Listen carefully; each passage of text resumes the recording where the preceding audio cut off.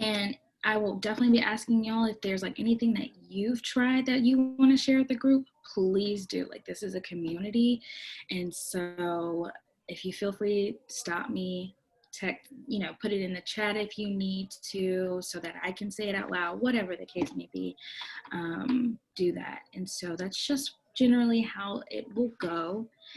And then as far as just getting out all the housekeeping things I can think of, this is recorded. I literally just pressed record right now. So once this becomes available, I'll send the link out to y'all so you can download it and keep it with you to kind of like read whatever you want to.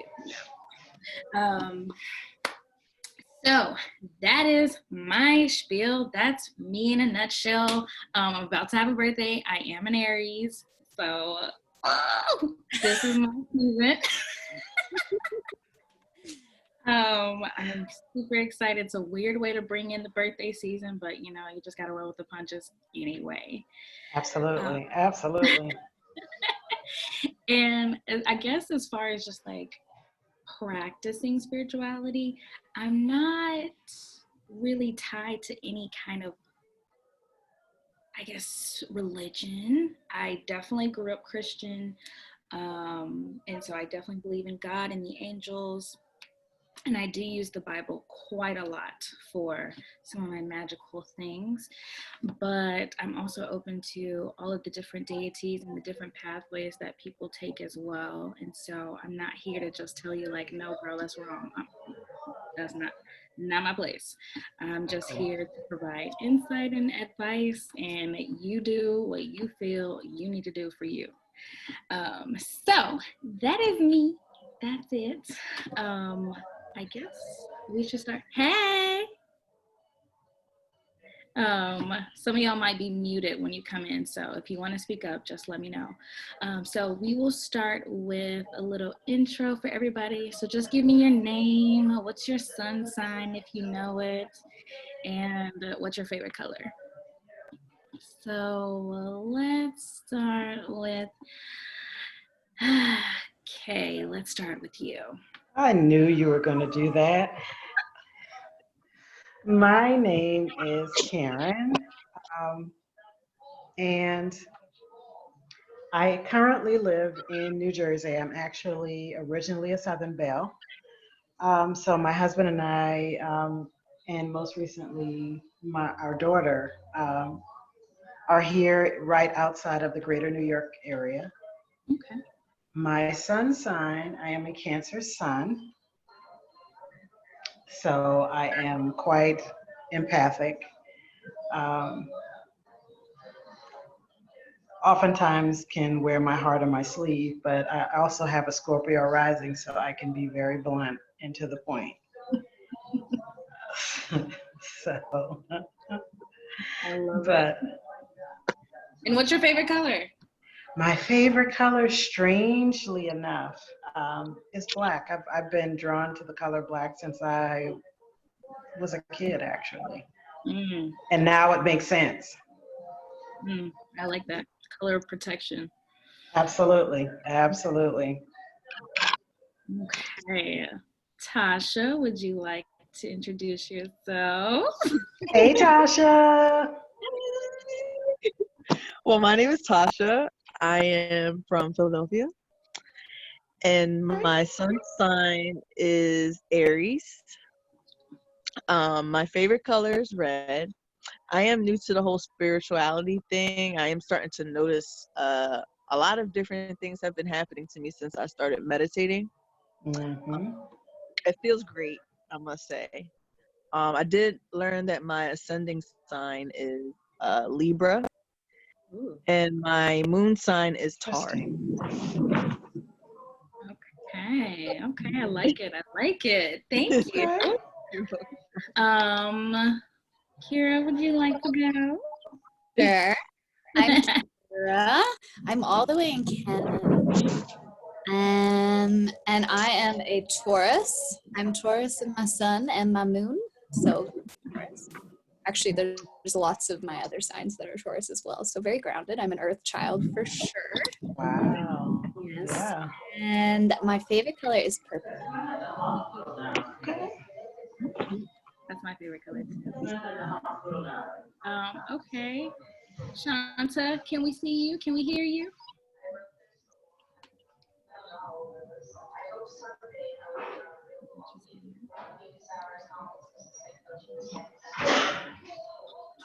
Hello, can you guys hear me?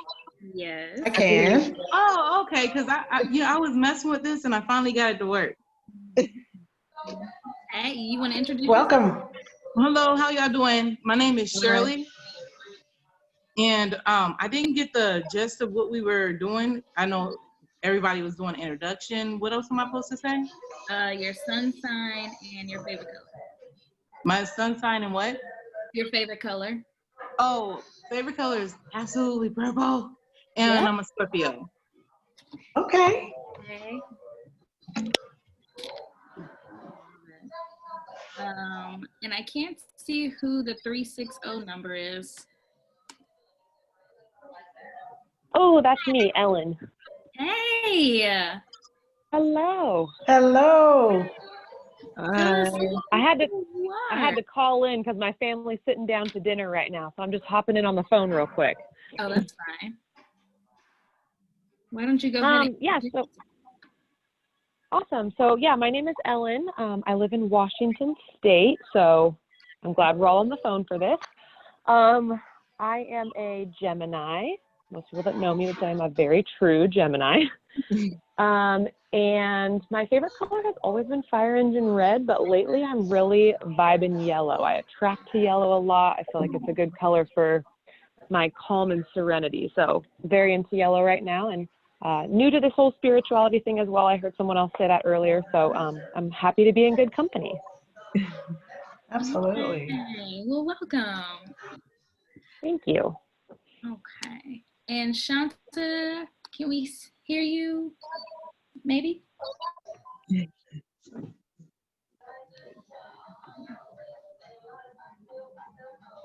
Might not be able to.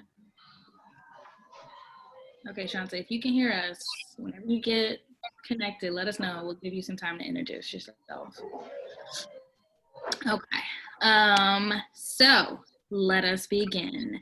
So we're gonna start with just a meditation just to get in tune with ourselves. It'll be really quickly. I'll be guiding you through it and then we will jump right in. How does that sound? Sounds good to me. Awesome. Beautiful. So I am going to ask everybody to just go ahead and mute yourself.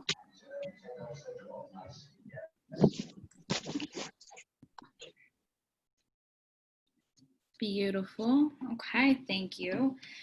And what we will do is I will have you guys just go ahead and get into a comfortable position. If you have to put your phones and screens down, that's just fine as long as you can hear me.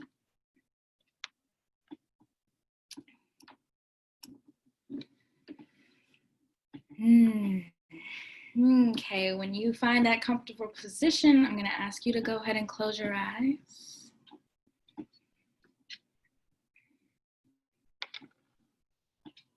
All right. And you're going to take one big old breath. Feel it deep in your belly and your chest. And then you're going to let it go. And you're going to do this about 3 more times.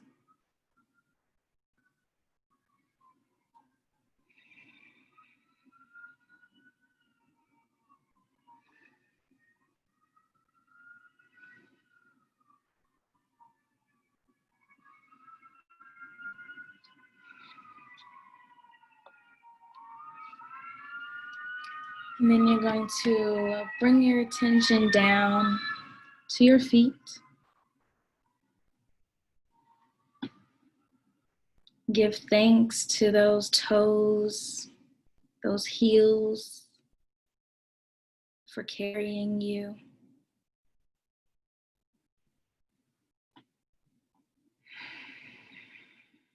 You're going to connect yourself to the ground.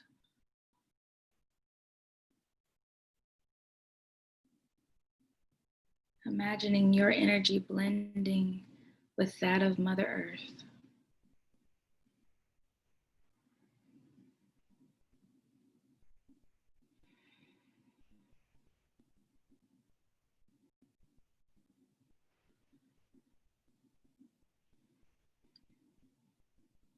And as you blend, I want you to bring your attention to every worry, anxiety, everything that is frustrating you right now,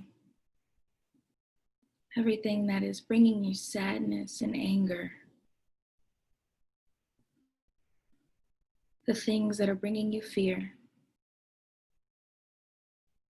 And as they come into your attention,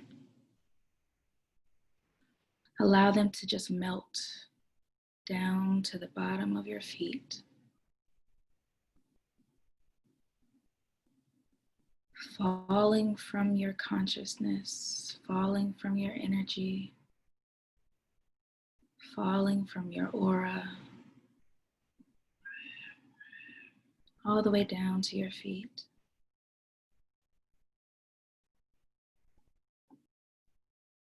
You don't need to carry it anymore. It has served its purpose.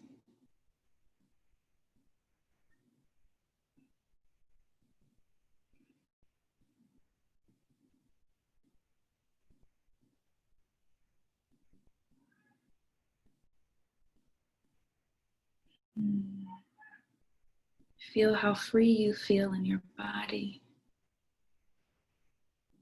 how much easier it is to breathe.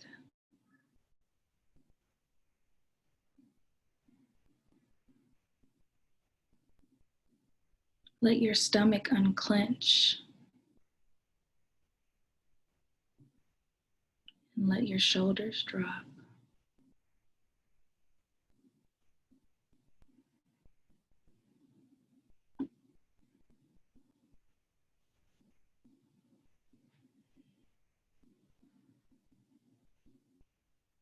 Now do one final sweep of your body, making sure that you've allowed all of those anxieties to melt all the way down to your feet.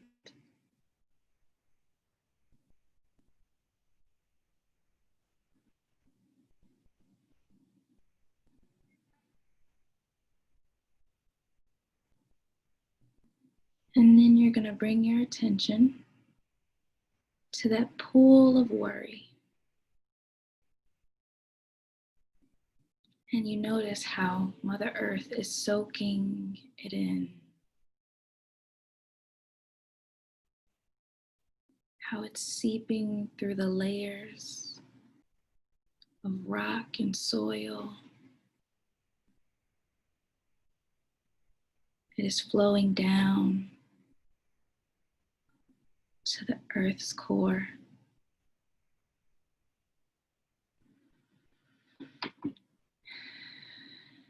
It's okay for it to be there.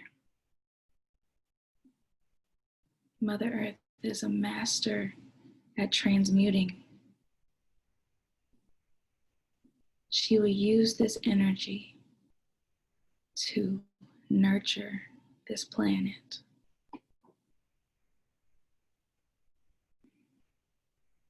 While you're here,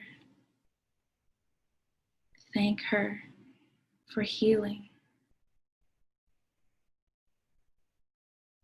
Thank her for breathing for this universe.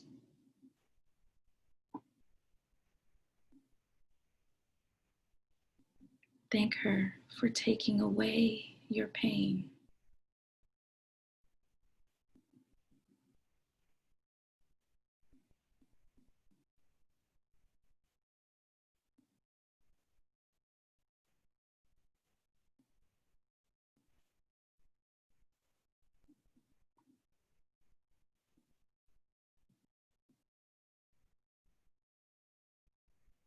And when you're ready, slowly bring your attention back up through the soil, back up to your feet.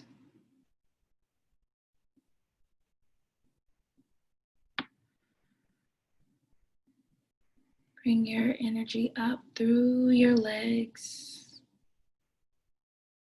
and over your thighs.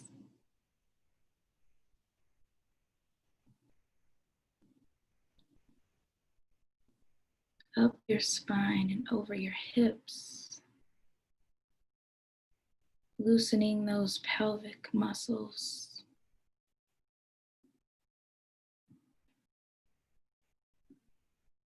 Up your stomach. And all the way up through your heart.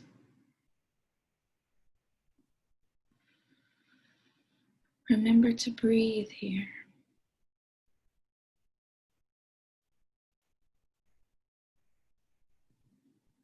And then you're going to come back up over your shoulders, over your neck and your throat.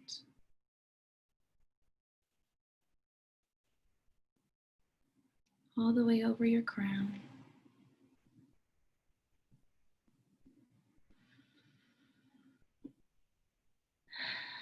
And remember that you are always connected to the divine light that sits right at the crown. You always have permission to tap in here. This divine energy source loves to connect with you, to shower you, to bless you. It runs through you and around you.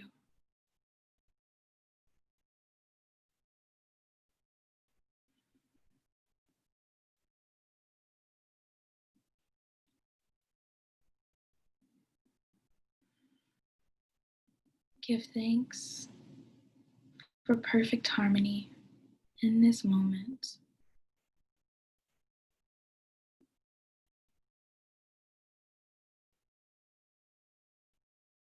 Everything that you need is already here.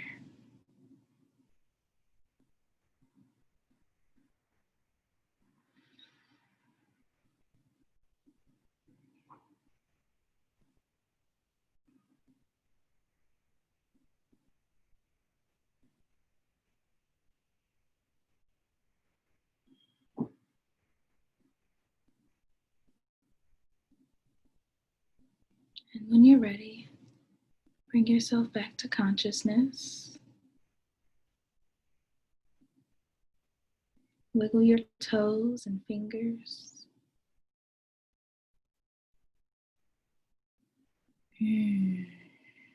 Remember your breath.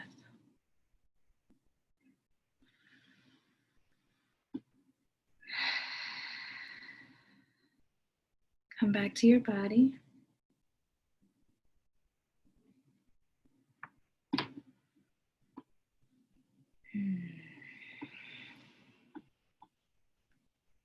Shake your shoulders a little bit. Wiggle your toes. Open your eyes when you feel called.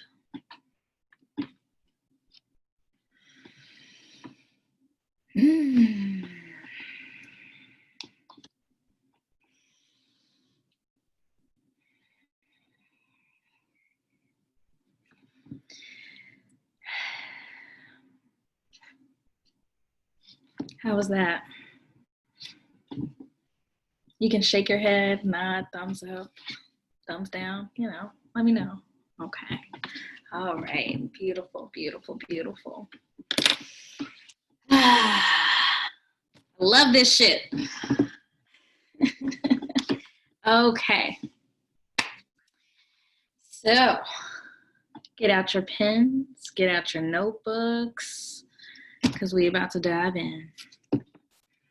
Alrighty, my loves. So, first and foremost, cleansing. Cleansing, cleansing, cleansing. It is so important for you to cleanse any and everything before you start manifesting shit. After you were sick, it's important for you to cleanse your altars, and you do this as a way to just return back to the raw state of your energy. That is the sole purpose of cleansing. It is a purification, coming back to your raw energy that has not been tampered by external forces, okay? So, Some things that really help me cleanse is honestly crying. Make those tears be worth something. Like if you're gonna have all of this snot running down your face and getting all in your feelings, make sure you cleanse your fucking soul while you at it, okay?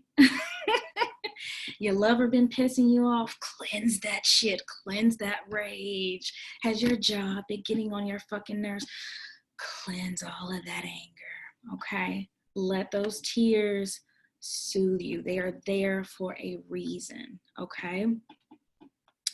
Some other cleansing, so in the shower, because I'm definitely always moving, and so I don't always have time to just sit and take a bath. And I know there's so many people who are talking about take a spiritual bath, take a spiritual bath. And while that is a beautiful thing, and I think that everybody should do spiritual baths, we just don't always have the time to just sit there and soak for 20-30 minutes, and to do the cleansing before and after that bath, because if you got some herbs, you're gonna have some shit in your tub you got to clean up, right? So therefore, I like to get into the shower. I really love to just like use mantras. And my favorite one so far, especially this month, particularly and last month, I say, I use this shower to wash my aura clean. I thank the elements for blessing me. My energy is pure, so mote it be. I'm gonna say that again. I use this shower to wash my aura clean. I thank the elements for blessing me. My energy is pure, so mote it be.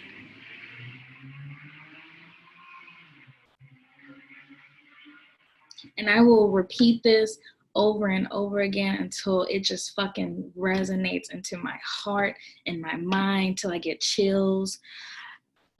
I'm just always repeating it when I'm in the shower.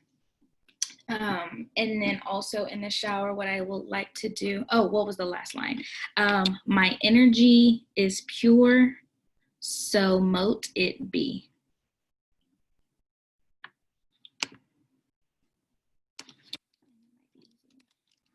Try to type it into.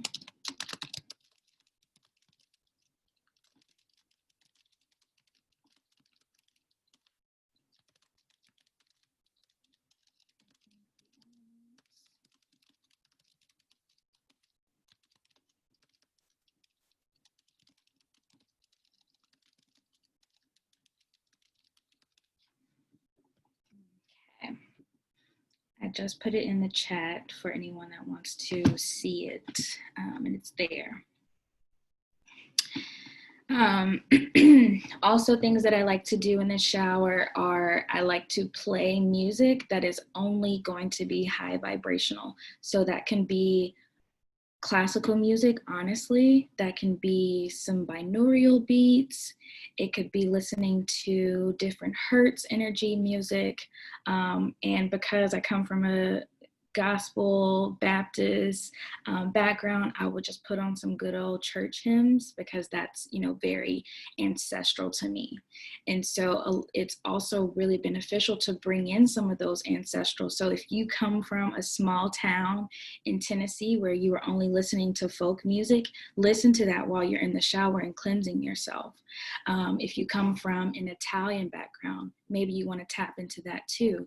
If you come from a place that used a lot of drums or they used cymbals, listen to that kind of music as you're cleansing yourself and getting ready for your day. Okay. Moving into consulting with the elements to cleanse. So this is where your sun and your moon sign will come into play. And so for your sun sign, this is all about just like your purpose, like it's your soul essence. Your sun is just like, it's you in a nutshell, literally. And so let's say that for me, I'm an Aries, so that's the element of fire. And so I burn a lot of fucking shit. I will light a candle for anything. I will write my intentions down and I will burn that shit because I love fire just that much. And so that would be a really good way for someone who was a fire sign to cleanse themselves. And so they would write down everything that was bothering them or something that was worrying them or something that a mindset that they wish to kind of be done with. Write it on a piece of paper, burn that shit. Send those ashes out into the wind. You don't need that. Flush it down the toilet. I don't give a fuck. Just get rid of it, okay? Someone who is an earth sign. I love going out into nature to like pick up some rocks or some leaves or just little flowers or whatever it might be. And what I'll do is like, I will take them into my hands and I'll kind of just like either just breathe on it. If I don't really have any words, I just have feelings, I would breathe on it or speak to it, or just kind of like, you know, meditate on those elements of earth. And then I will release them out of my energy field and just, you know, thanking, of course, Mother Earth for taking away all of my negative vibes. Someone who is a water sign, water everything, showers, baths, ponds, rivers, drinking water to cleanse you, tap into it. And that's where the tears also will come into play here as well. And for someone who is an air sign, I would use my voice. And I would use it as I would yell, I would sing to cleanse myself. I would let smoke, and it doesn't have to be sage or Palo Santo. It could just be an incense that you got from the corner store right down the street. Smoke is smoke.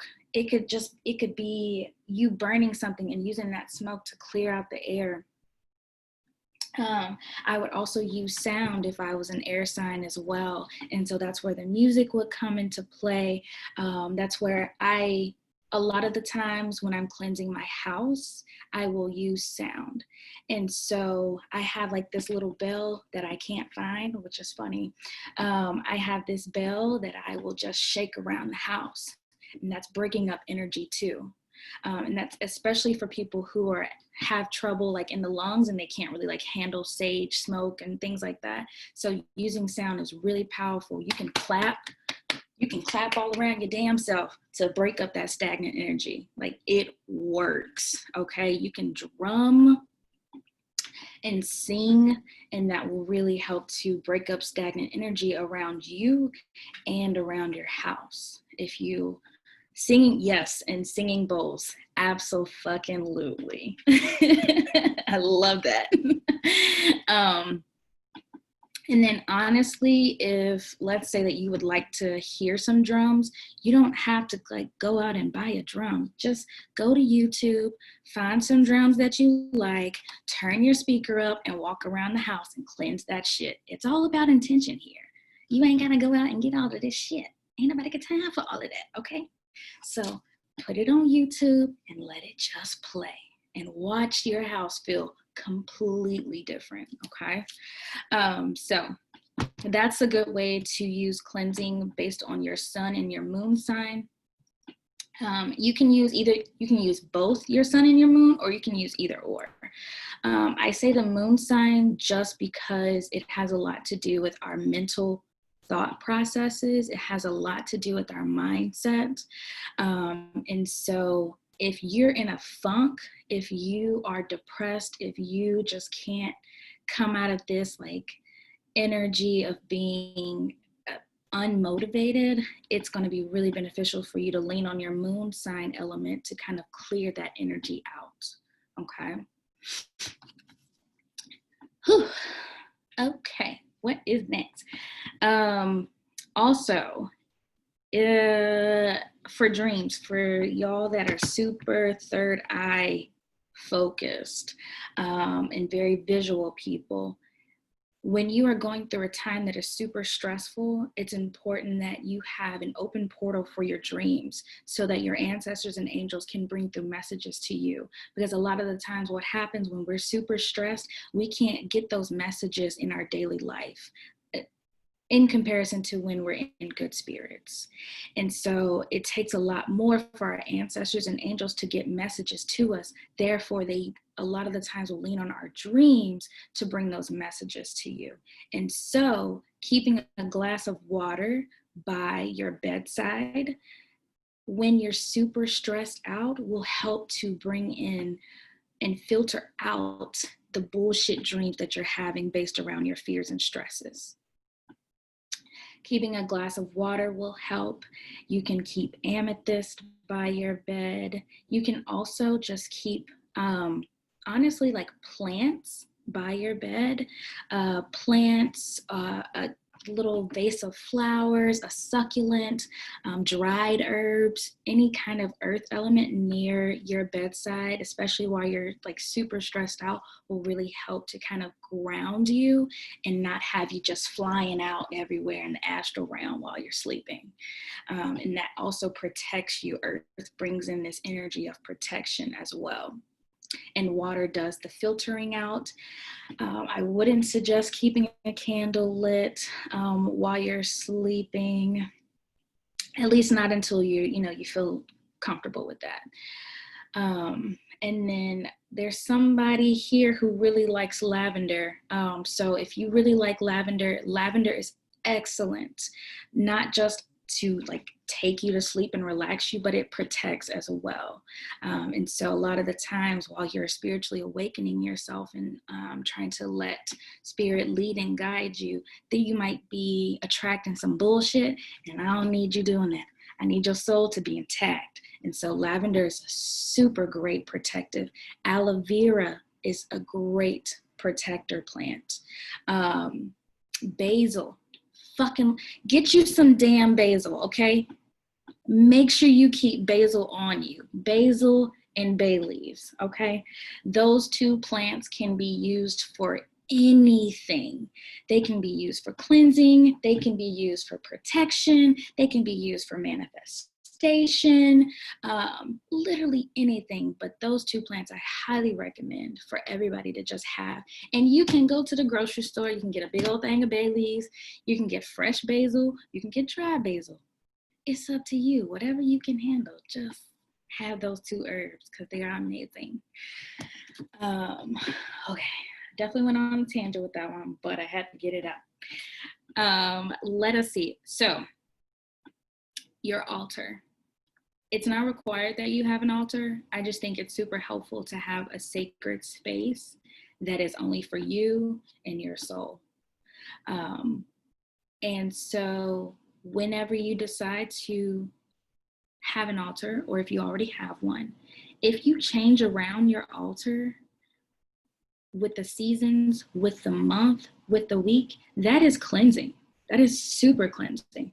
And when I say change around your altar, maybe it just means like moving one picture to the other side, putting some Florida water on there or some regular water, and then maybe adding a plant or taking away a crystal.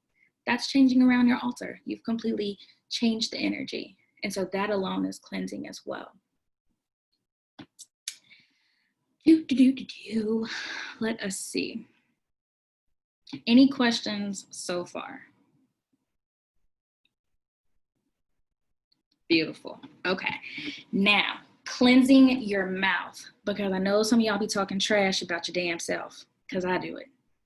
So, a way to kind of remove that energy out of your field, because that doubt, that negative self-talk can be very harming to yourself and your manifestation. So what I like to do is I will gargle with salt water. Not a lot, because that's very dehydrating on your tongue. But I will gargle with salt water. And while I'm doing that, I'm just imagining all of those bad words being absorbed by the salt. And then I spit that shit out and be gone. Knock that shit out. We ain't got time for none of that negative self-talk.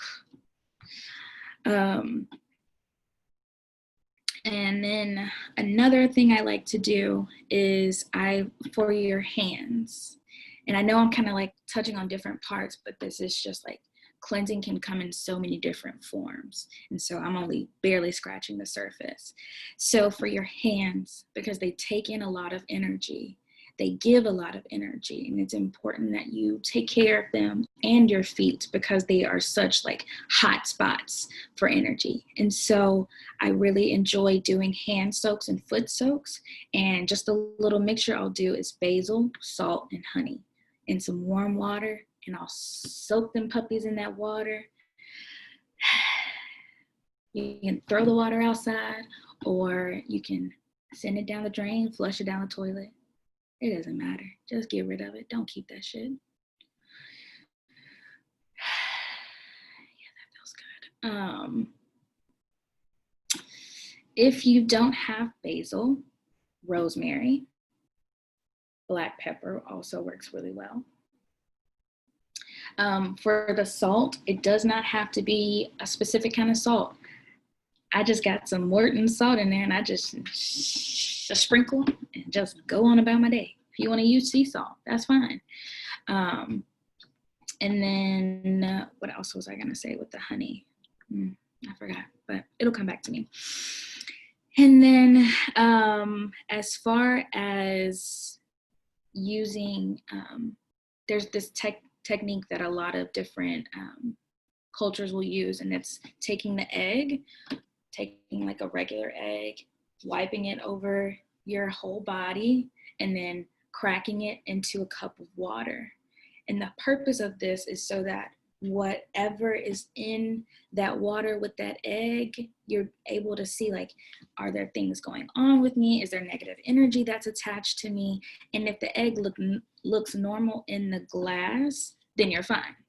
But if there are like little bubbles, that means that there are some things that your guides or ancestors have kind of helped to relieve from your energetic field.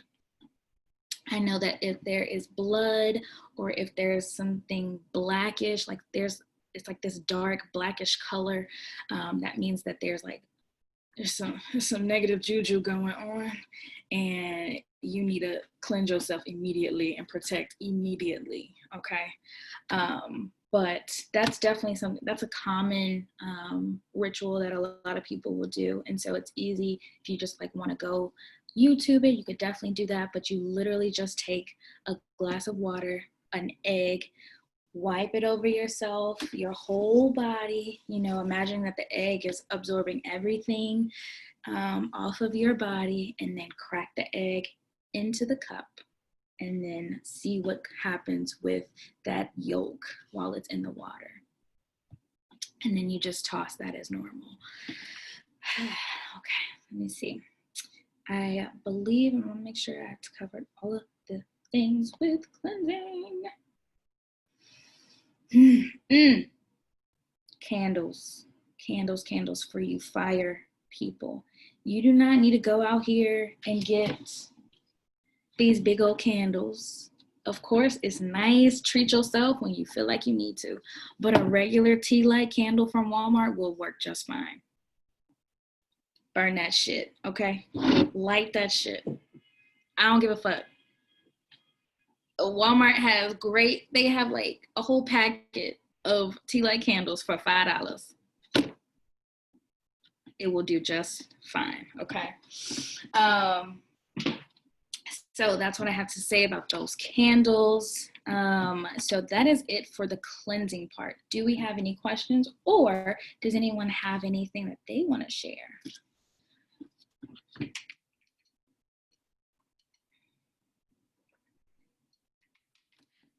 Cool. Let's move on to protection. Boom. Okay. Protection. Now, protect your shit. Protect your money. Protect your home, your family, yourself, and your manifestations. Protect it all. And this isn't just for like when you're doing a typical ritual or routine. This is just at all times, okay? And so a lot of the times what I'll do is I'll cleanse myself first, cleanse my place first, whatever I feel like needs cleansing, and then I do the protection, and then I'll do my manifestation. Okay, so as far as protection, something really simple and easy is being able to just like tie a red string, kind of like in like a loop, like a little bracelet like you would wear around your wrist, but just hang it up near or above your front door. I don't know where I heard that from, but I've heard about it for about 2 years, and it just keeps popping up in different people, like people who practice voodoo, people who are just, you know, out here living their best life. It's always something about like red string, being super protective. And then if you can also sprinkle cinnamon and salt across the threshold of your front and back doors as a protectant. And then once you sprinkle that, let it sit, and then you're gonna sweep it away. Not inside the house, outside.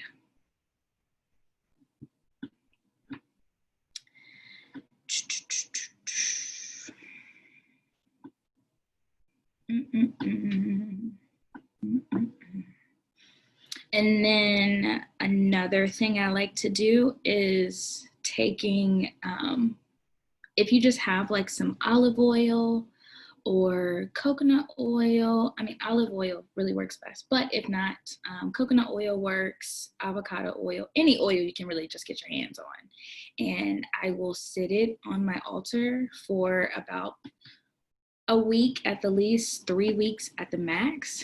And I will kind of like let it get juicy with all that good energy from my ancestors and spirit guides and whatnot. And then I will take that oil, and you just gonna go and you're gonna make little sigils with your finger. You're gonna dip it in the oil, and you're just gonna make little sigils around your doors and window sills. Do not forget about your windows. Okay, that's just old blessed oil. That's all that is. You ain't gotta go to the preacher to bless your own oil.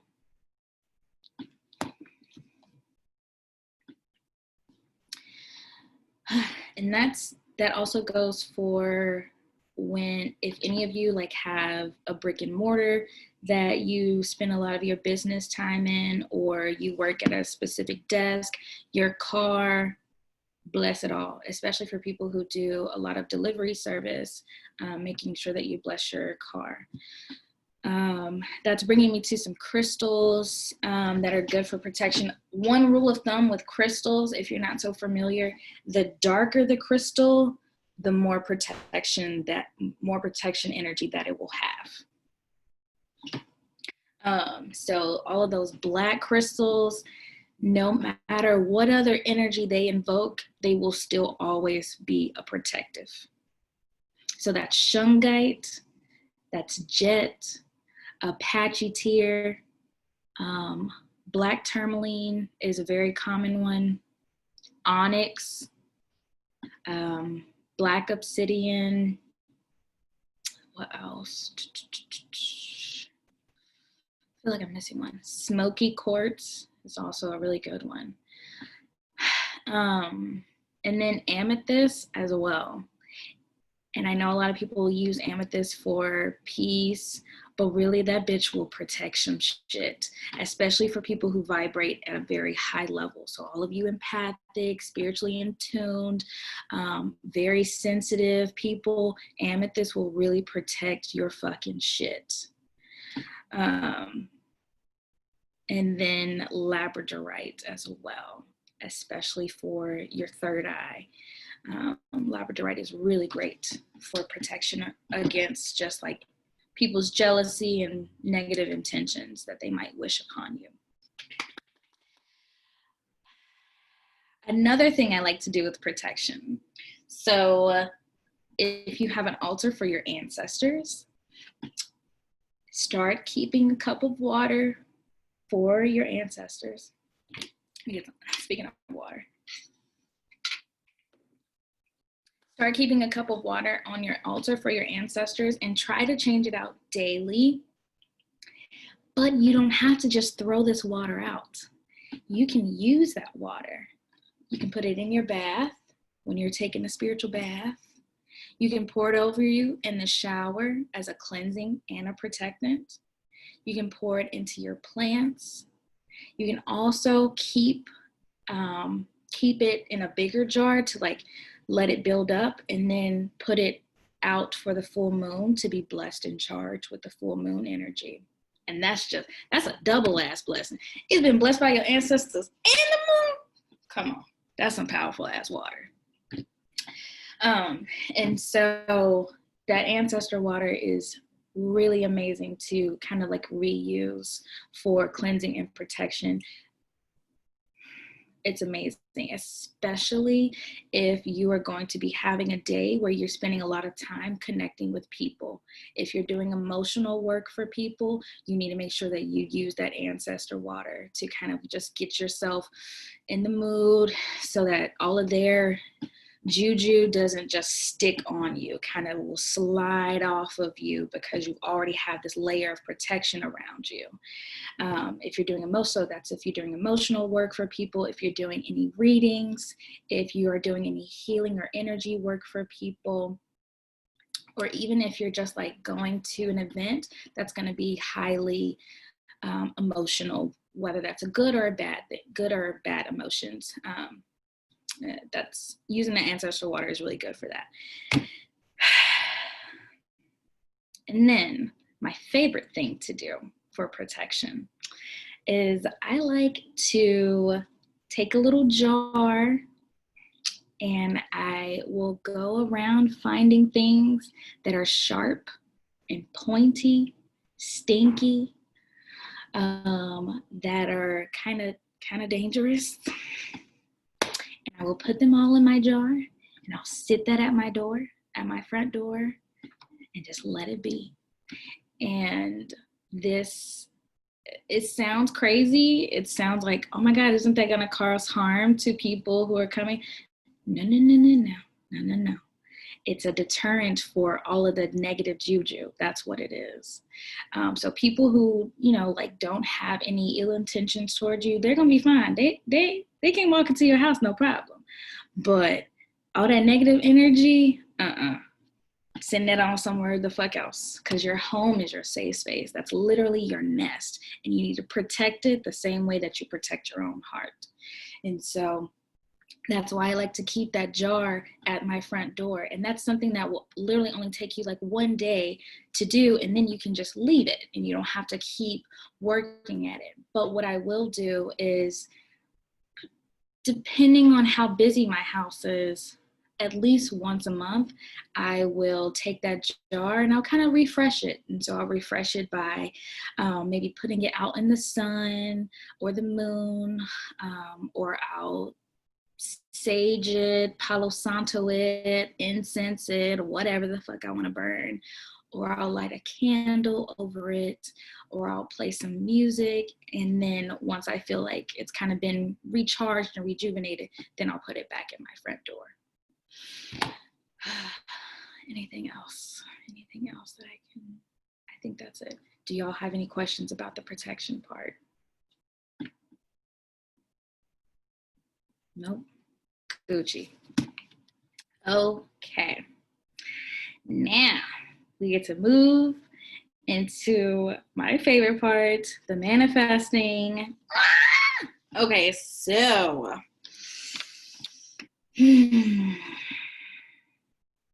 have all of you guys done some kind of manifestation ritual or just set an intention? Yep. Beautiful.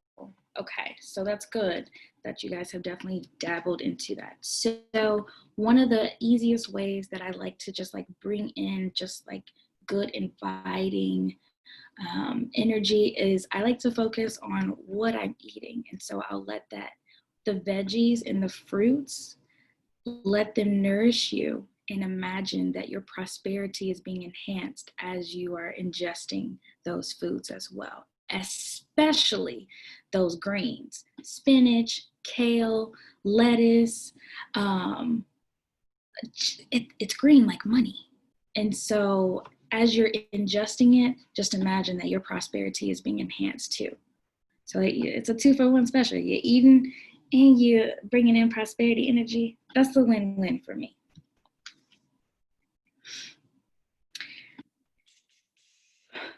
And then, especially for money, because I know that tends to be a big topic around manifesting. So one thing that I've learned is that money does literally grow on trees. Money is made of paper. Paper is made from a tree. So therefore money does grow on trees. Okay, so all of that money don't grow on trees shit, cut that the fuck out. So then what I like to do is I will literally envision a tree and how I'll pretty much envision a money tree for myself. And I'll just like water that tree. It's just a quick little visualization you could do in the shower. You could do it while you're washing the dishes, while you're packing your lunch up for work. You could do it first thing when you wake up in the morning. But it's visualizing a money tree and watering it, or trimming some weeds, or it could be giving it new soil. Maybe you're bringing it a crystal, maybe you're bringing it another tree. Whatever you want to do with this tree in your visualization does not matter, but it's just like holding that energy is really powerful, and it changes your consciousness and it brings it into fruition, because that's what manifesting is. You're bringing the thoughts and you're bringing it down into your reality. So imagining that money tree is doing just that. It's enhancing those manifestations. It's enhancing that intention. And it could be, you might not be even working on money. You might be working on bringing in a new love into your life, but it's still just, it's all about being able to see what it is that you deserve and feel what it's like and get into that energy so that it's easier for you to receive what it is that you're asking for, okay? So that is why I like to do that money tree. And when I first started doing that visualization, a lot of the times my money tree was fucking dead. It took me months to get a good looking tree. And sometimes I still struggle with it because my dynamic with money has changed because I'm starting a business. And so that's opening up a whole different can of worms outside of just personal finances. And so I'm still working on my own damn money tree. But baby steps. Every day it's going to get better. Every day it's going to get a little greener. Your limbs are going to get a little stronger. They might get flexible. One day it might be a willow tree. The next day it might be an oak tree. The next day it might be a peach tree. That's okay. That's just showing you what's going on around your connection to money, okay? So that is my food for thought on that. Now, some of my favorite rituals to do is to burn bay leaves. And so I should have grabbed some, but I'll take a bay leaf and I'll write my intention on it. I'll either use a pencil or a marker, pen, whatever you can use. I'll write my intention on it, and it might only be one word. It might just be peace, love, happiness. I'll write it on my bay leaf and I'll burn that motherfucker. Just thank you for bringing this into my life.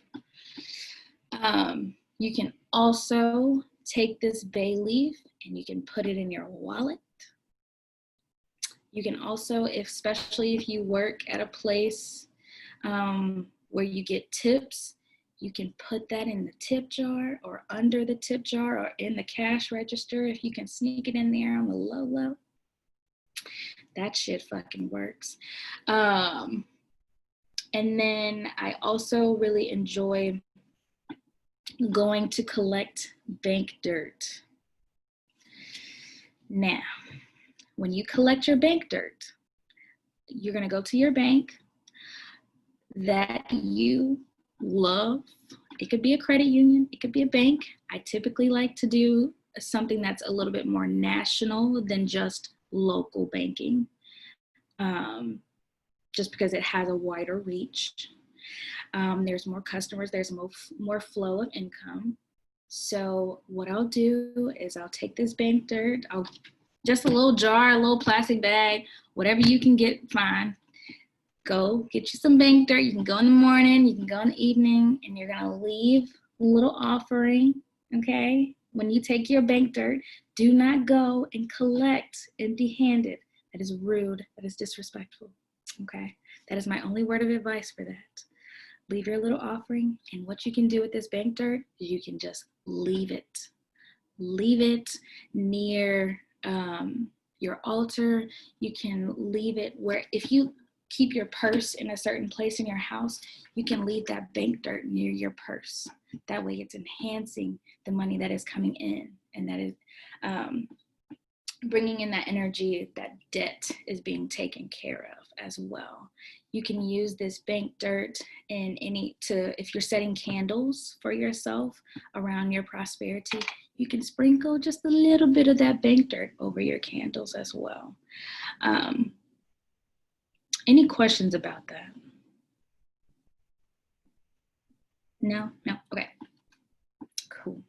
Now, also another easy, super thing to do is creating a prosperity bowl for yourself. And prosperity isn't just money focused. It's also focused on your wealth, your physical, emotional health has a lot to do with your prosperity. This is about your legacy from your generations, whether that's before or after you. All of this is connected to your prosperity. And a prosperity bowl is a great way for you to just kind of connect with that energy of bringing in more and healthy abundance for yourself. And so what a prosperity bowl is, it could be a ceramic, a wooden bowl, whatever you got around, and you just put items in there that remind you of wealth and health and love. It could be your favorite toy from childhood. It could be a $2 bill. It could be a citrine, a pyrite, fluorite. It could be coins that you find on the ground while you're, out running your errands. It could be keys, feathers, herbs. It does not matter. It's all about what does this symbol mean for you?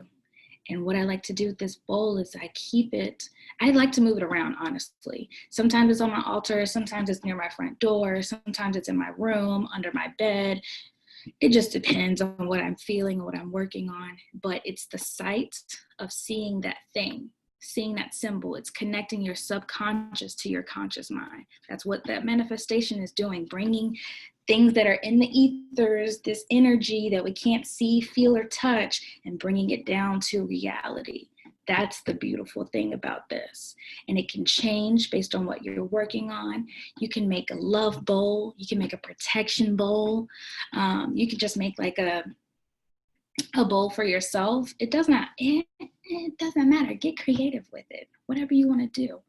But I love doing this, and I like to just add things. The thing that really gets me going is like adding the coins that you find, because money nowadays, physical money, is getting harder and harder to use, and harder, and we don't use it as much. But when you do find those coins, like, take it as the universe saying like, hey, you're about to get blessed. You're about to get blessed. So that's a really easy way to kind of like increase your prosperity and manifestations. Okay, let me see what else is on my list. Okay, the last and final thing is, do y'all have tarot or oracle cards, or even playing cards? Mm-hmm. Okay, now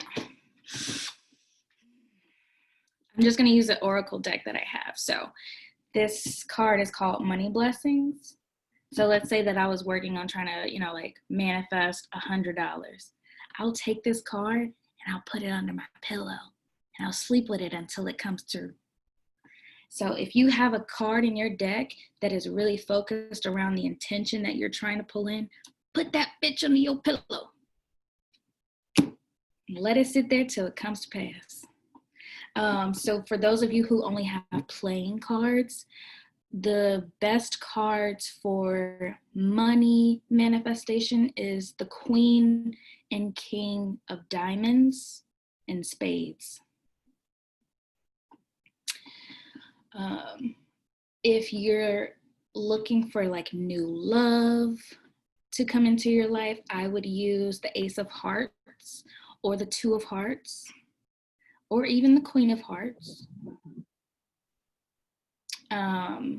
If you're trying to invoke protection, I would use the Joker card.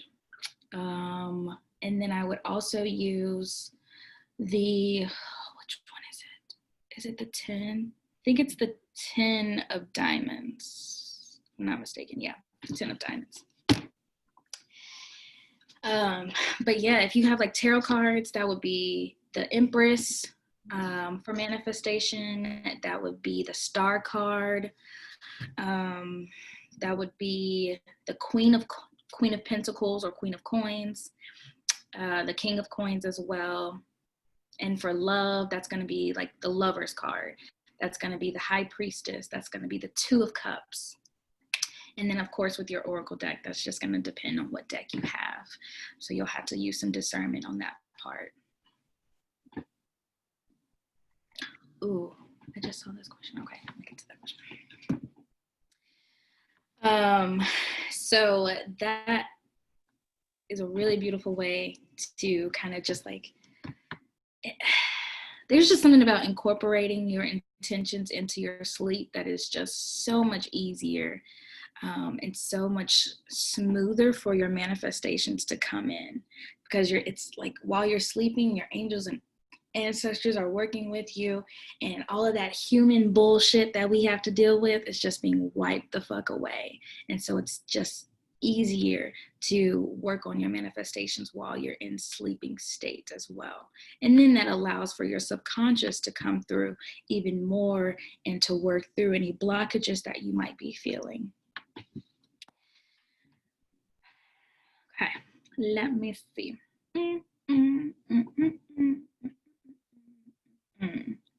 Okay, so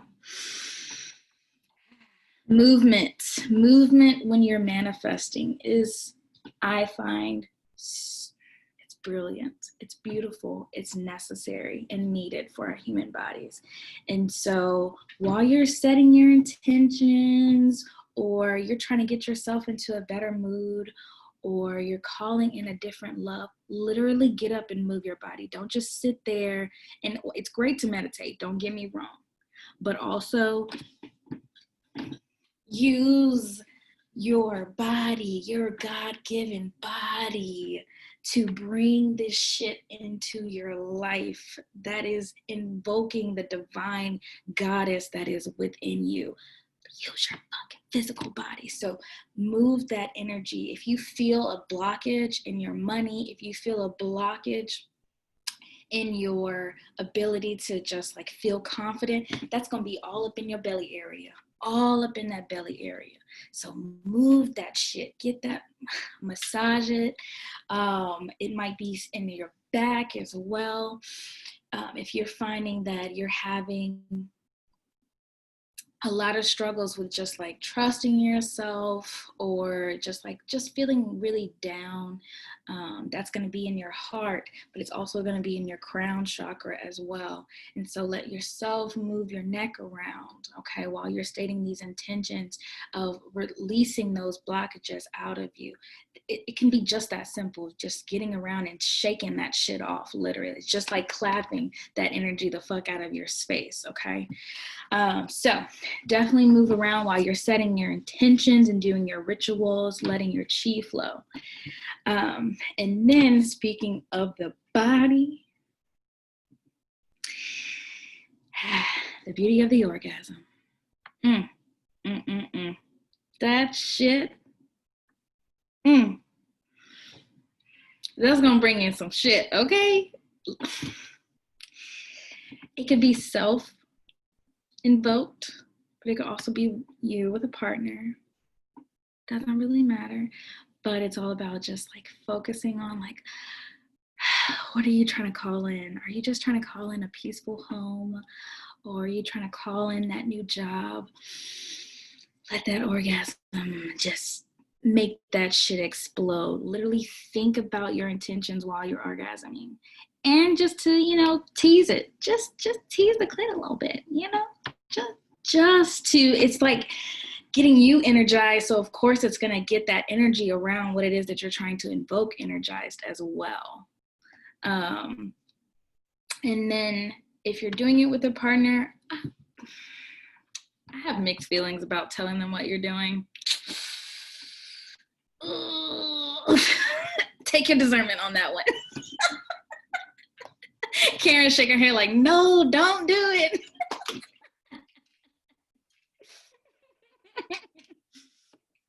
So yeah, I'll let y'all choose what you want to do with that.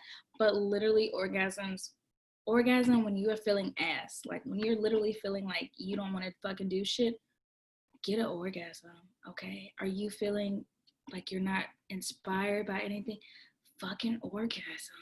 I don't care how you fucking get there. Just do that shit. It's so healing. So fucking healing. If you feel like you don't know where to start or you're just like literally lost, orgasm.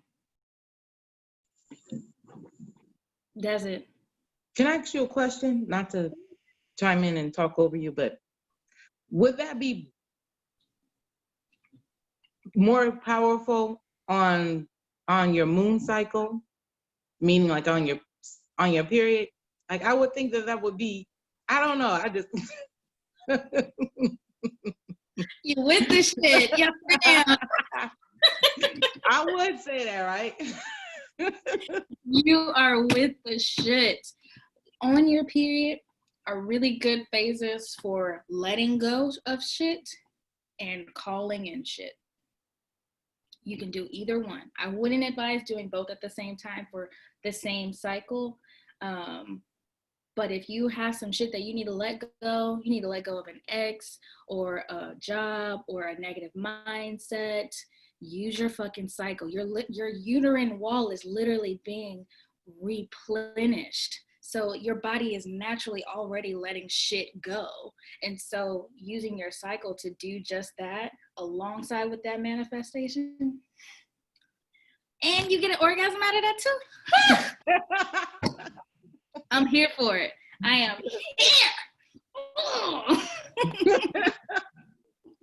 Absolutely. Thank you. Of course. Thank you.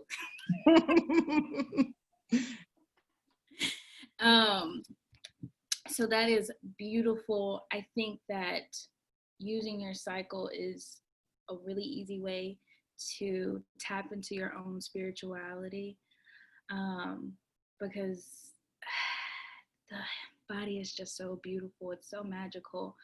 And it's just like going with the cycles of the moon. It's literally one and the same. So if you don't want to do anything, you don't want to light a candle, you don't want to sing a song, you don't want to change your altar, but you know your period about to start in 3 days, wait on that shit. Just use your period to invoke that shit and move the fuck on. Okay. Okay, let me see what else is on my list. Okay, and then playlist. Get you a playlist that is good for love. Make you a playlist that is good for your anger. Make you a playlist that connects you to your ancestors. Make you a playlist that just lifts your mood, makes you feel happier. That way you already have it planned out whenever you start working on these different things.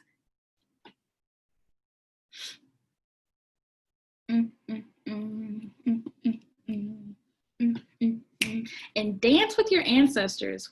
I cannot tell you the importance of dancing and connecting with your ancestors. It is the most profound thing you could ever do. Outside of getting a reading, outside of going to the motherland and connecting with herbs, dancing with your ancestors will change everything for you. And this is not just like making it, you don't have to do it in such a formal way. You can literally just say like, hey y'all, hey, I'm just here spending time with y'all.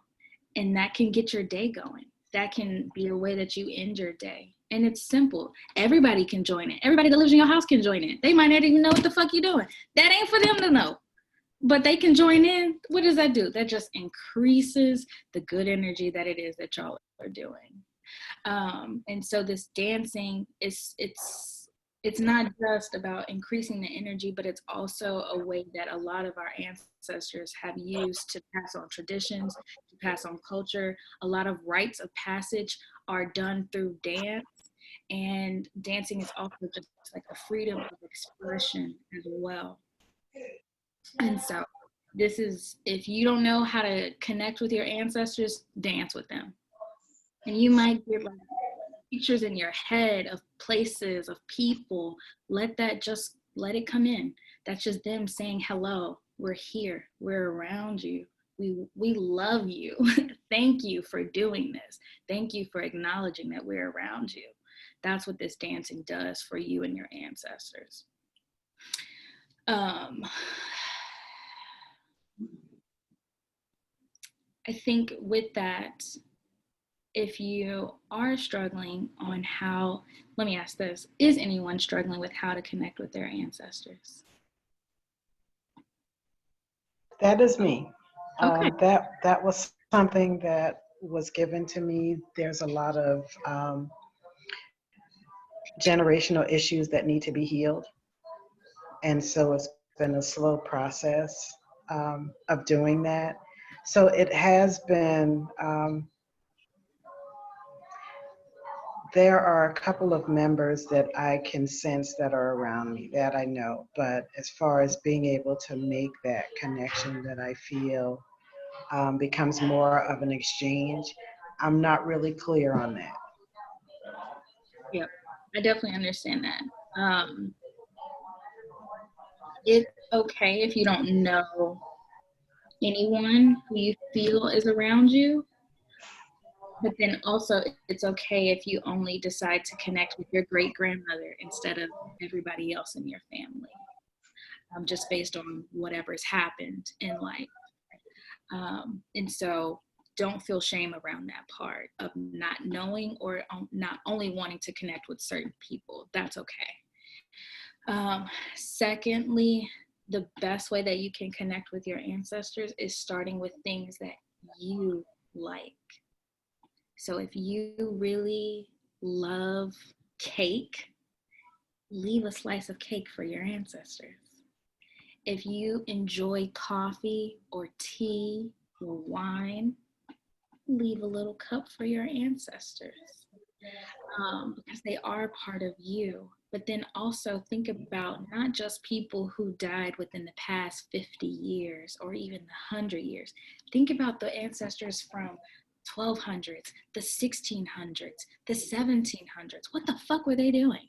Were they using herbs? Were they bottles of water, Florida water? Were they using that shit? Probably the fuck not.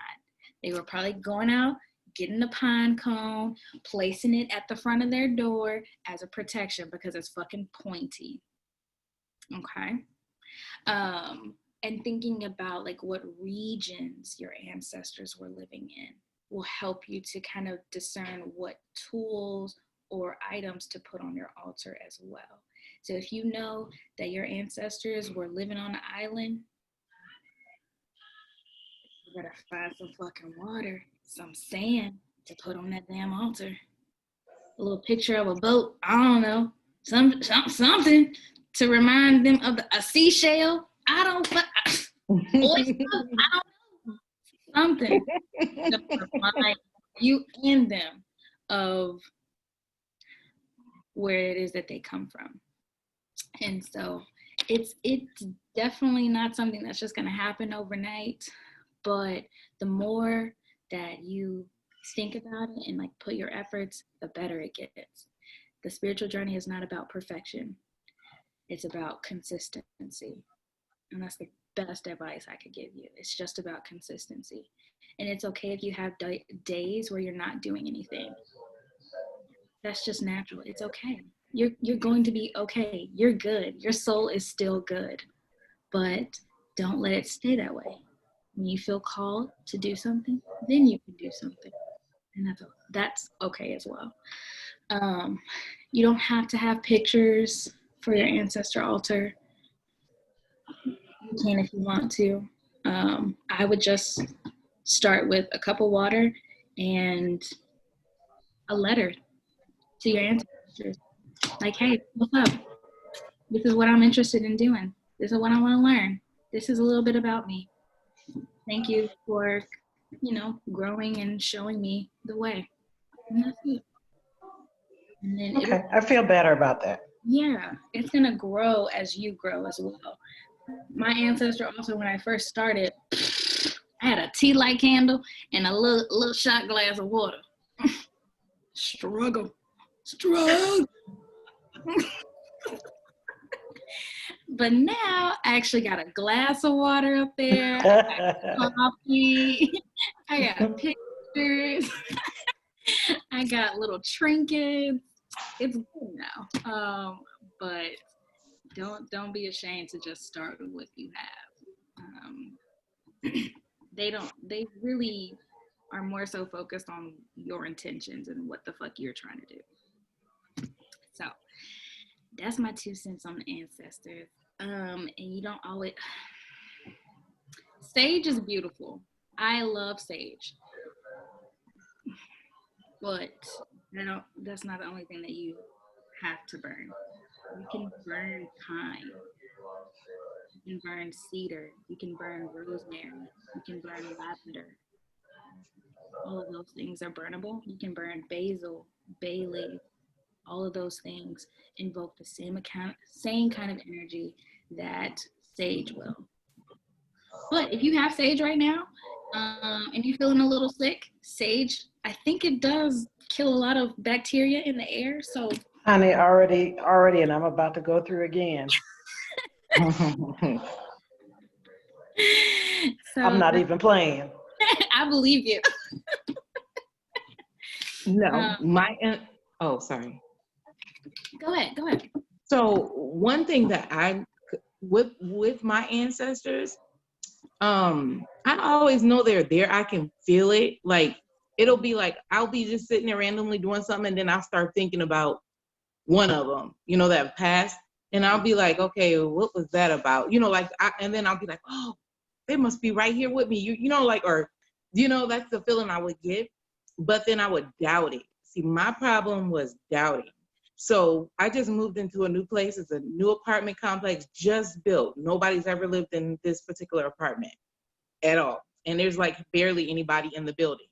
So make a long story short, I was still in that little space of doubt just because of, the past situation I went through. I'm like, man, how you can get down just a little bit, but it's not okay to stay in that space. Yeah. Darius, be quiet.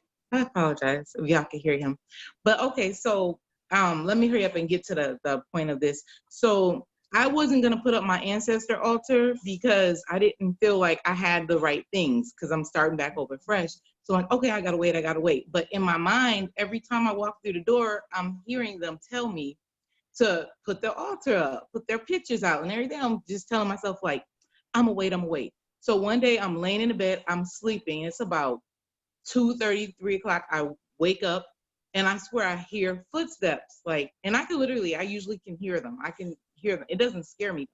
So I'm like, okay, maybe it's my son. That's how clear it was. So I get up and I go check on him. He's 8. And I'm like, I always check on him in the middle of the night. And I'm like, he's sound asleep. Like, there's no way he just opened my door and left and went back in his room and went back to sleep that quick. It was literally like 1 minute.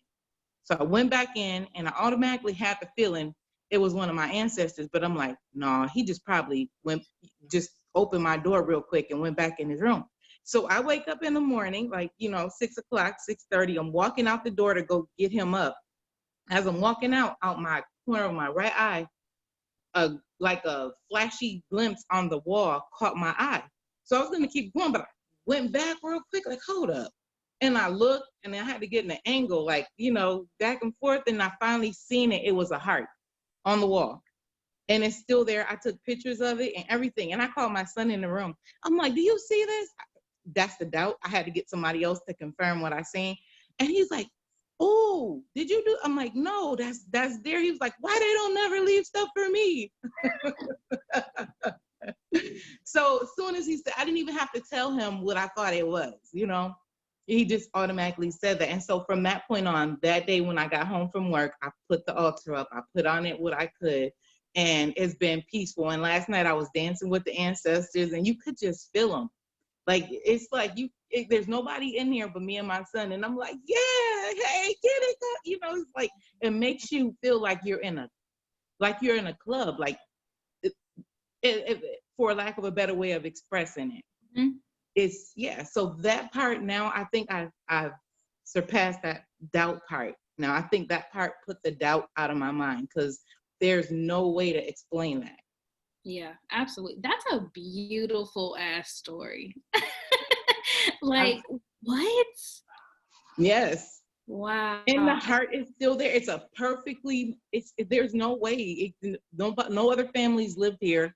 And I'm like, and as soon as I seen it, the thought of when I woke up in the middle of the night and I heard my door open and close and the footsteps, you know, because it was like the door opened, it was like the door was closing, or, you know, like it opened and it was closing, but the door wasn't closed all the way. It was like, was trying to be closed, but it didn't close all the way. So it came back open a little bit, and I heard footsteps. So automatically it went back to that point.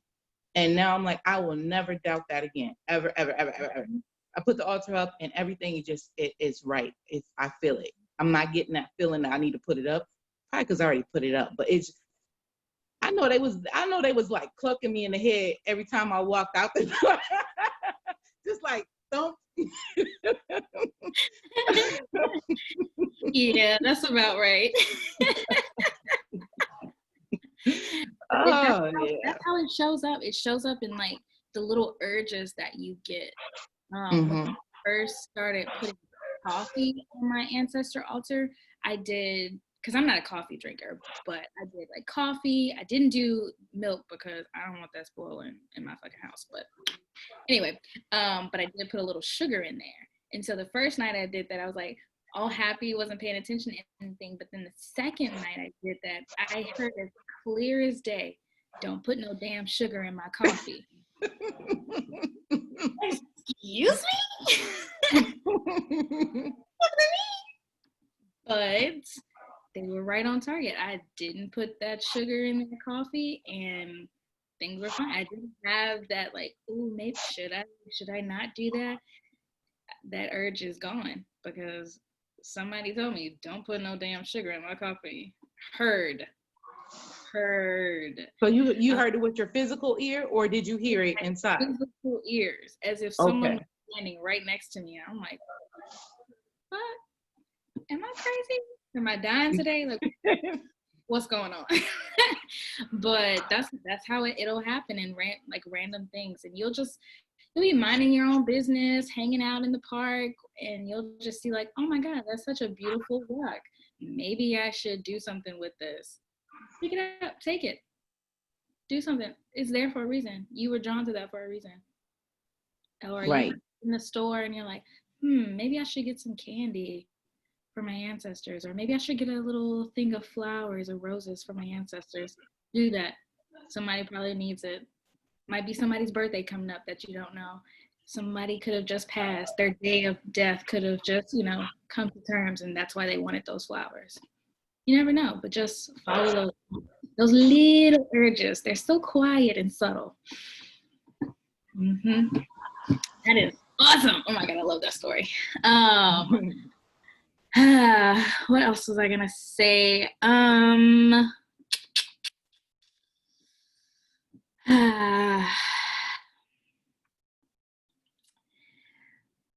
think that when you are using your tea light candles, that it's very good for you to go ahead, write your intentions out, and to burn them with that candle. You can burn them either while you're doing whatever work you want to do, or you can burn them once the candle has gone out. Doesn't matter, either way. If it's something that you're trying to remove, I'm trying to see how deep I want to get into the candles. Let me ask this question. Is anybody interested in the candles? Because if not, I am. I Okay. am. I definitely am. I love candles. I do too. Okay, so if you're doing tea light candles, obviously it's not going to take that long for it to burn out. But rule of thumb, if it's something that you're removing from your life, take that candle, either throw it the fuck away, or if you real boss, you take it and you're going to place it in a trash can that's like 40 miles away from you. That's being dramatic, but you're definitely going to place it in a trash can that's far from you if it's something that you're removing. If it's something that you're invoking in your life, you can either like just keep it until your manifestation kind of comes to pass, or you can bury it if you can bury it, or if you just like want to throw it away, that's okay too. That's just on the big side of things. Reading your wax, if that's something that you do, I'm gonna write that down because I have like this little easy picture diagram that shows the best way to kind of like read your candle wax, to get more insight on like what you need to know about your manifestation and what spirit has to say about that. So I'm gonna add diagram. Now, when y'all are putting herbs on your candles, don't put too much to where you burn that shit down. Because it will turn your whole candle black. Your flame gonna be big as shit, and not because your manifestation is strong, but because you put too many fucking herbs in there, okay? A little sprinkle here, a little sprinkle here. The flame got so high, I was like, oh my God, I'm gonna burn my house down. Don't do it. Do not do it. I know it's tempting, and I know everybody has these big pretty candles, but just a little smidge of the herbs is gonna work perfectly. And if you use oils on your candles, don't put too much oil, because oil is flammable and that shit will light the fuck up. Don't do it. I really like to do, I like to use the cycles of the moon when I do my candles. And so if it's like a new moon or a waxing moon, that's when I'll start inviting stuff in. So if I want a new job, a new apartment, new love, that's when I'll do those kind of candles. But if it's things that I'm removing, I'll do them during the full moon or the waning moon. Now, I have a question. Would you use just tea lights for those specific things? You can definitely use tea lights, or you could get like a regular, I think I have one, just like a small little candle like this. You can use that too. Okay. Mm-hmm. Okay. And the colors, black is good for protection. It's not evil, it's good for protection. Black is also good if you're trying to remove some shit out your fucking way. White is really good for all purpose. Purple is good for your intuition. Blue is good for healing. Yes, Kira, I saw it. I saw the hand. Okay. And then let's see, orange is good for manifesting. Yellow is good for manifesting. Red's naturally good for love, obviously, but recently Spirit has been working with me on using red for my manifestation, especially around like my money. I've been using a lot of red candles, and it's been kind of scary the way it's been showing up, like, oh, okay. And just like, for example, like the first time I used a red candle for prosperity work, I did it for me and my girlfriend. She had her own intentions, and I had set my own intentions. And about a month later, she got a new job. She was working from home. She had a better paycheck through that new job. And I was like, okay, that's insane. That's crazy. All right. But you just kind of like have to go with what your spirit is telling you, because like you might be wanting to use red during one time, but then the next time you might want to use green. So just be open to it changing. It's not always going to stay the same. And I think that it's good to have your like routine and your ritual down, but at the same time, like spirit's going to do what the fuck they want to do. Mm-hmm. So the more flexible you are, the better your spiritual journey is going to be. But I feel you on the red. The red for me is like desire, like, come here. That's how I would take the red. Like, the stop sign, when you look at the stop sign, tell you to stop. The light is tell you to stop. But for when I see red, that shit mean go. Let's go. Let's get it. So I see why you would like red for manifesting now. That's what I would look at for that. Mm-hmm. So I'm glad you just mentioned that, because a lot of people don't say use red for that, but lately I've been, and like I have a red dragon, and I call him Desire. Mm-hmm. And I'm starting to like red because of that drive. When I see it, I don't know, it's like, and with you being a fire sign, I would think that you would, that would work for you. Exactly. And now like my signature oil, which is for prosperity, it's red. And so it makes sense. It all makes sense. It all comes together. A lot of your favorite colors tend to be related to your auras as well. And so if you're trying to heal yourself, might be a good idea to use that candle that is your favorite color as well. I don't know. Do your thing. I trust you. But I will use a purple candle for myself and my ancestors a lot of the times, because it's my favorite color. And it always just reminds me of just peace. Everything is fine when purple is around. So any other questions about the candles? Nope. Beautiful. Okay, so what we got? 15 minutes left. Now, what kind of questions, what kind of thoughts were brewing in your mind while we were talking?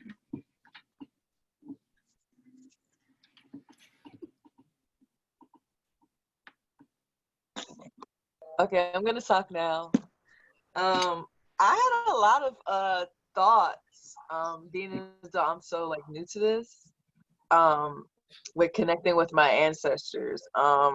And trying to connect with my ancestors, I found out who my guardian angel was, and I feel like I connect with him a lot. Like he wants to communicate with me a lot, and I mean, I want to communicate with him too, but I also want to know like more about my ancestors as well.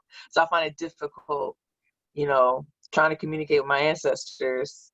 And even like I had gotten a couple readings done, and in the beginning it was confusing for me because, they will always tell me, yeah, Michael told me, and I'm like, who the fuck is Michael? Like, I don't know anybody named Michael.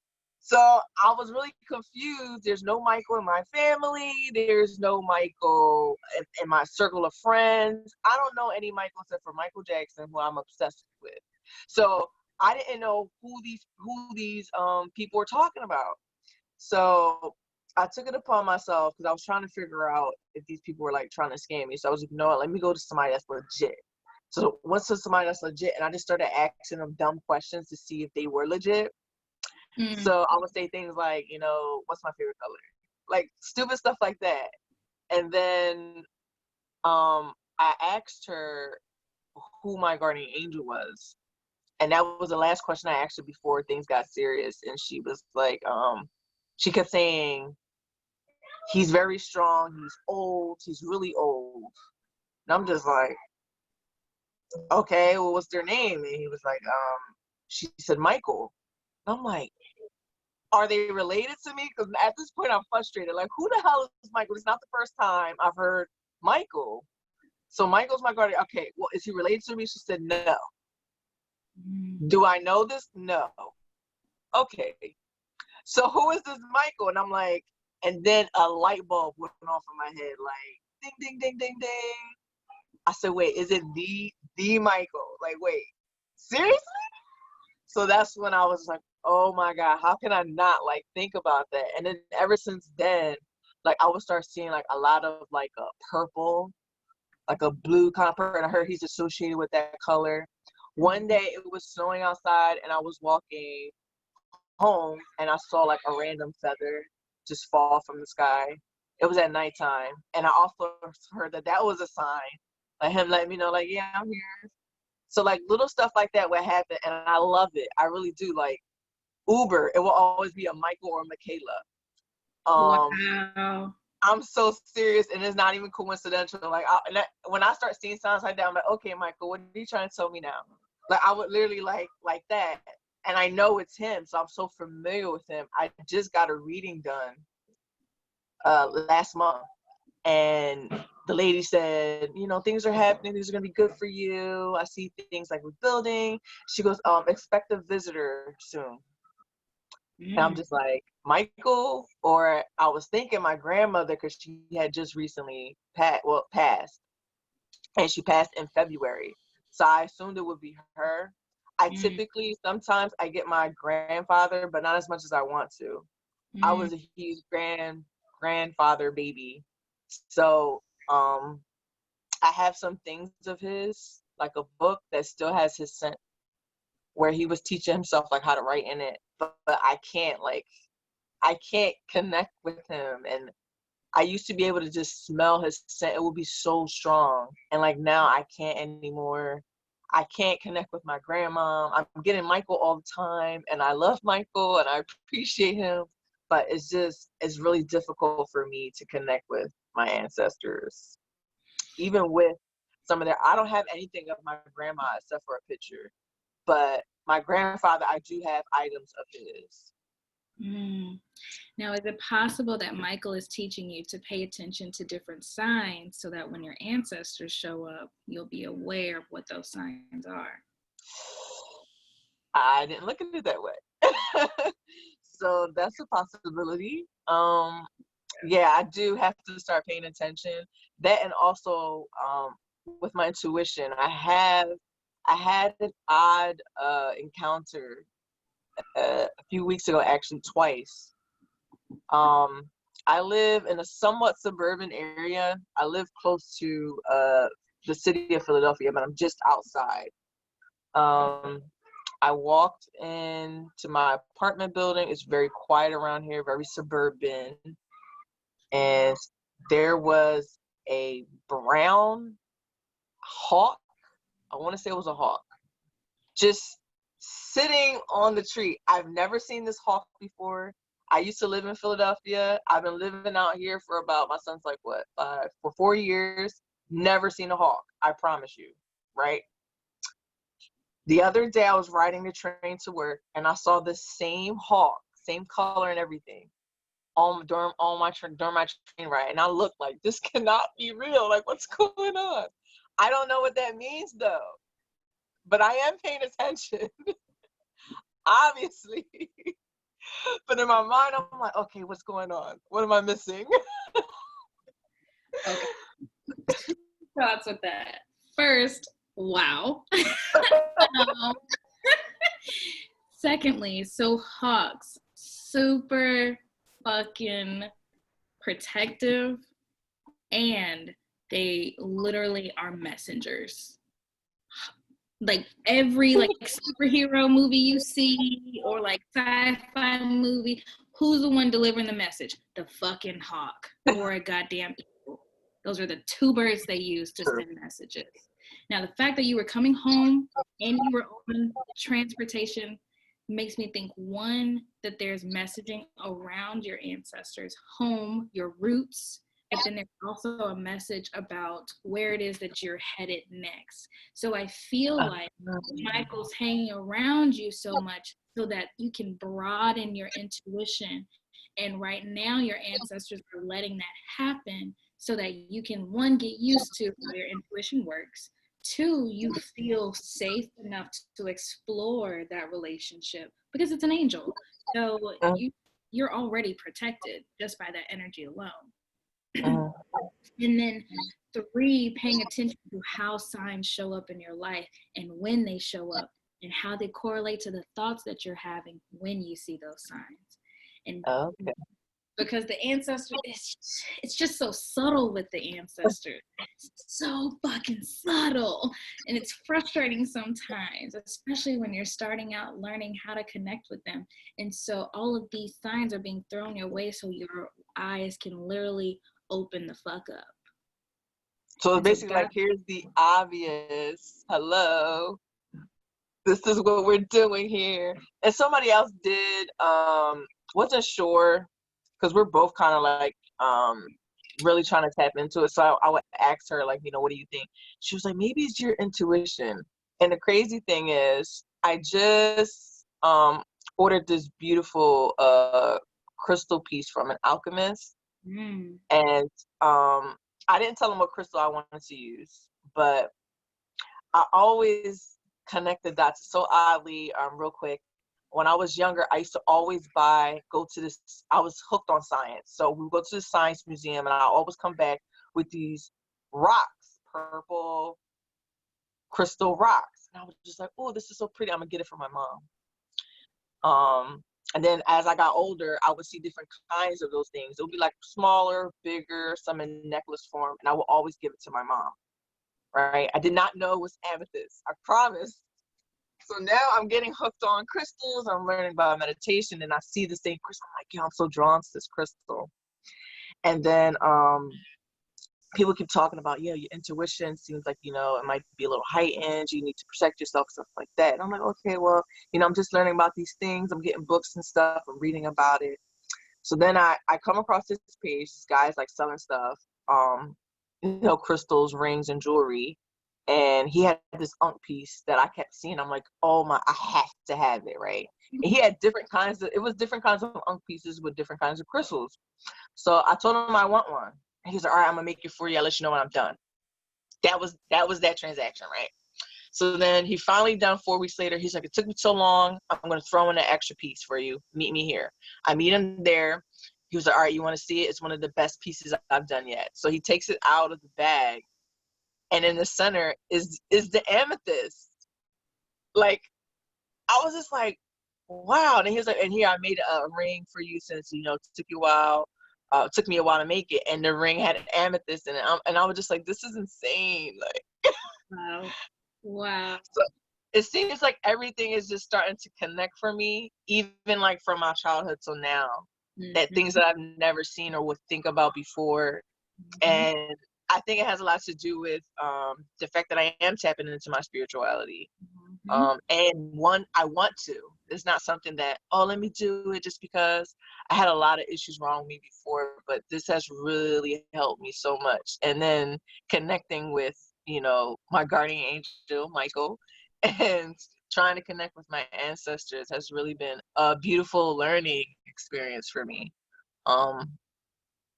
And I started following your page, and then seeing some of the stuff that you post kind of enlightens me. Very educational, obviously, for a beginner like myself. So being able to learn and connect is important to me now that I am aware.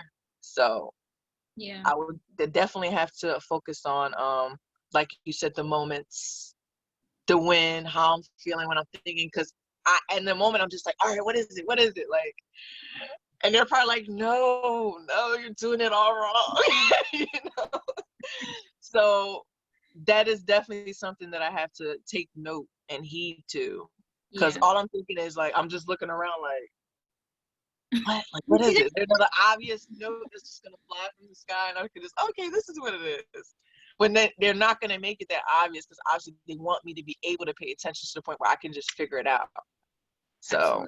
Absolutely.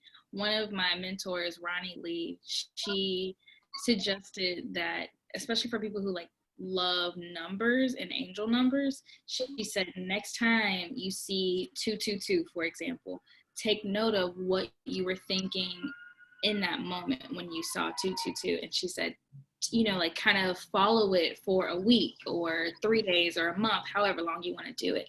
And you'll start to notice that, yeah, there's a general meaning for 222 that everybody else talks about. But at the same time, your spirit team is going to use 222 to give you a direct message.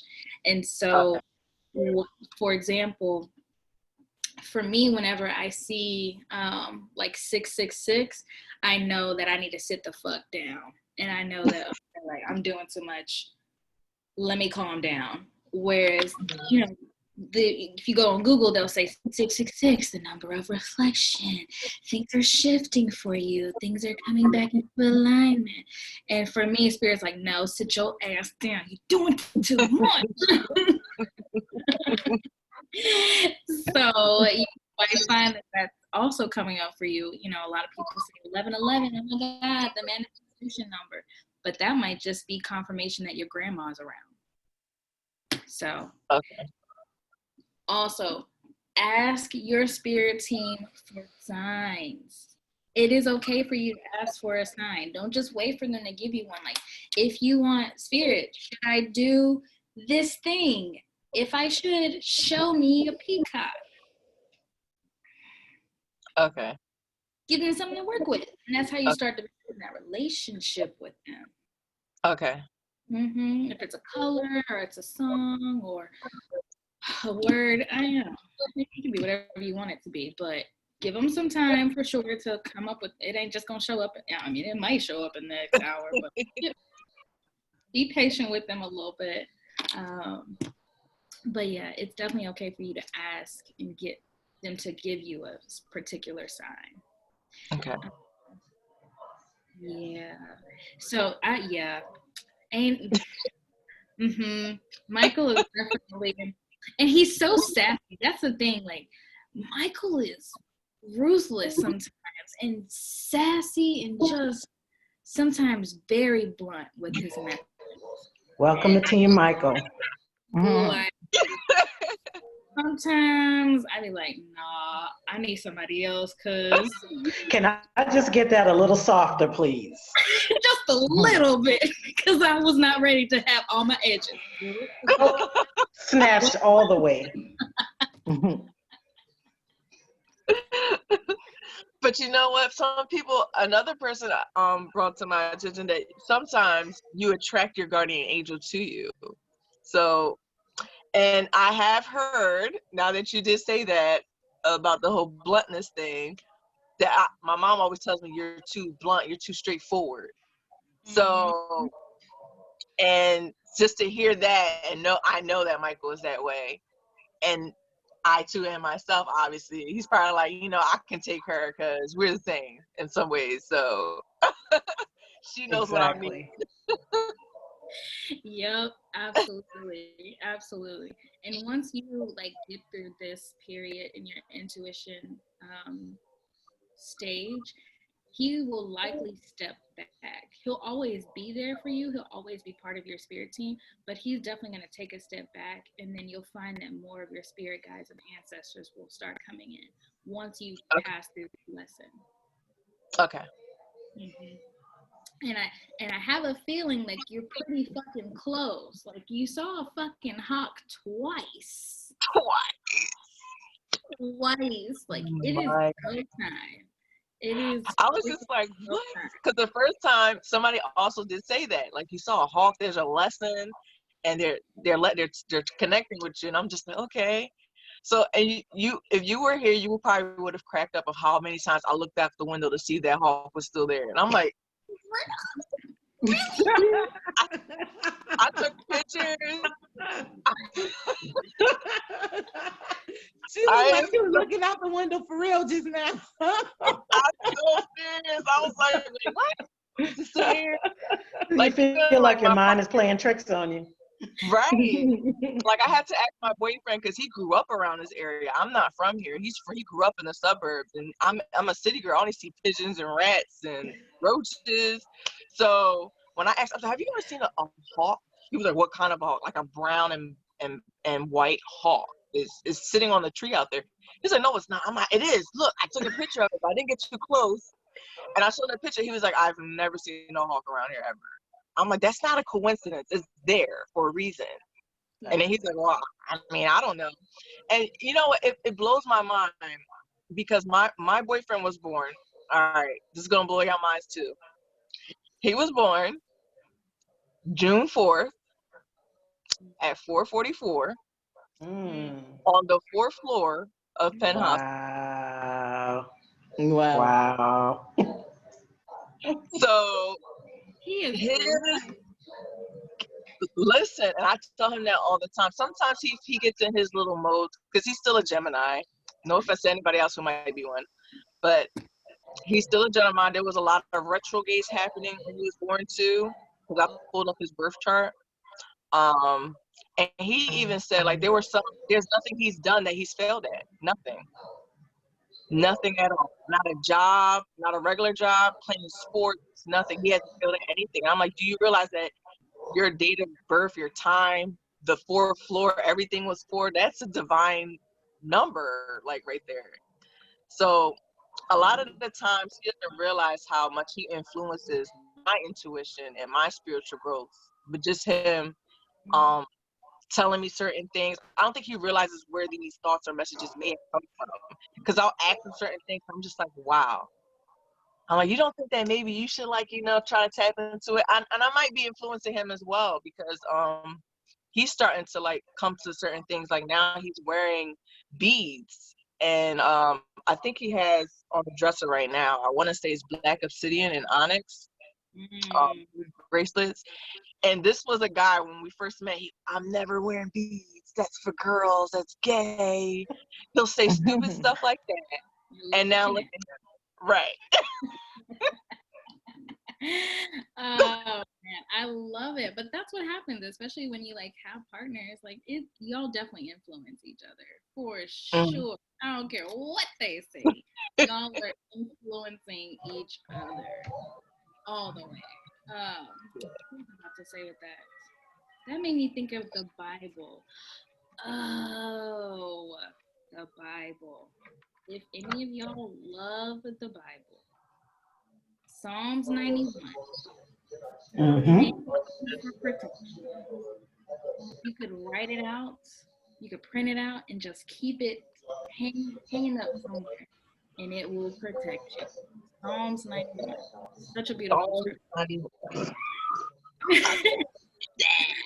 It is beautiful for protection. Psalms 111 is great for gratitude. Which one? Psalms 111. Oh, 11? 111. 111? Uh-huh. Great for gratitude. And Psalms 91 is good for protection.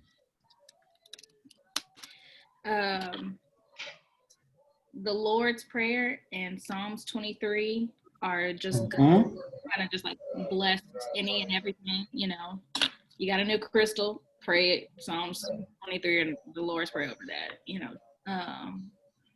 or taking a bath, whatever. It's just overall blessing. And then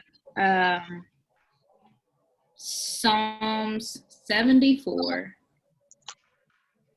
verses 17 and 18, gratitude.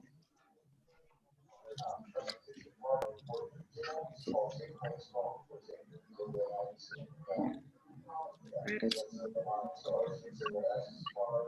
And I usually will pray the Psalm 74.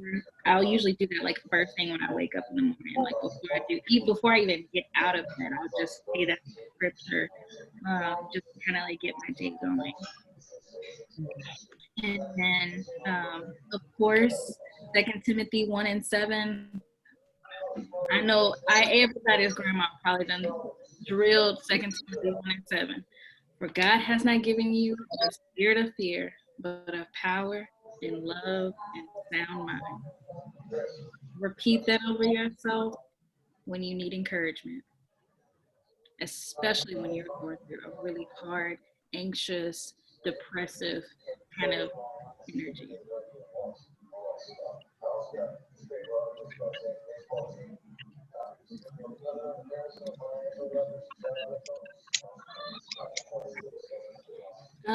And then y'all better use this Bible to do some divination. Bibliomancy.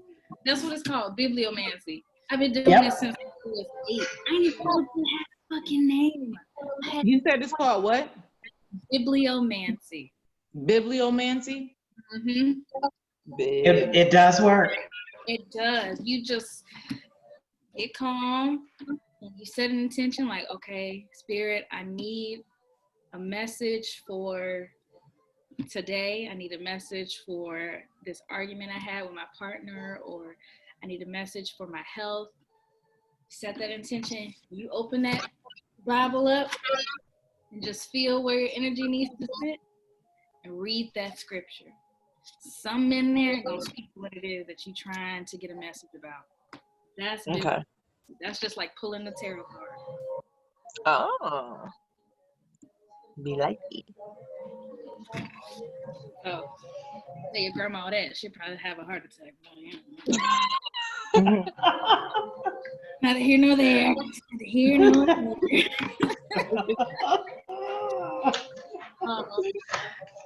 So that's because I still am very connected to my Bible. Probably no matter what spiritual path I take, I would definitely always be connected to my Bible just because it's my roots. It's what I grew up with. Foundation, absolutely. That's one way I use. And then I also so I have like 3 Bibles, I think. One of them I use to kind of like set things that I want to bless. So if you have a to work with, put it on Psalms 23. Just open the Bible up to Psalms 23 and place your candle on the Bible. Ooh, that's good. Okay. I got you. I also like to do that with my crystals, especially the protection crystals. I'll put them on Psalms 91. Or if I do like, because I wear like I wear a clear quartz on the regular, and I also have a ring that has crystals in it that I wear on the regular, and I'll kind of like let them charge on the Bible while I'm not wearing it. Okay. Yeah. Anything else? Any questions I can answer?